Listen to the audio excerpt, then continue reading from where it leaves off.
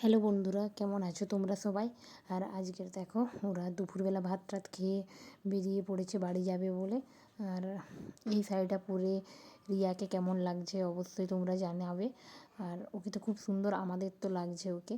আর ওরা বেরানোর সময় দেখো বৃষ্টিও পড়া শুরু হয়ে গেছে, গুঁড়ি গুঁড়ি হালকা হালকা বৃষ্টি পড়াও শুরু হয়ে গেছে। আর এখানে দেখো মোটর সাইকেল ভাই বের করতে গিয়ে মোটর সাইকেলটা আড় হয়ে গিয়েছিলো। আর এরা যাবে ট্রেনে হয়ে। যে সময় বেরিয়েছে এরা ট্রেনে মানে যাওয়ার সময় ছিল, তাই এরা ট্রেনে যাবে বলে এরা স্টেশনে দিতে ভাই গিয়েছিলো। আর দেখো এরা স্টেশনে পৌঁছেও গিয়েছে। আর ট্রেন বেশি সময়ও বাকি নেই আসার জন্য।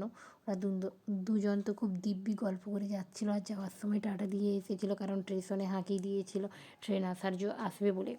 আর এখানে দেখো মেঘটা কি সুন্দর, মেঘটা হালকা হালকা গুঁড়ি গুঁড়ি বাড়ি থেকে যখন বেরিয়ে যায় বৃষ্টি আসছিল।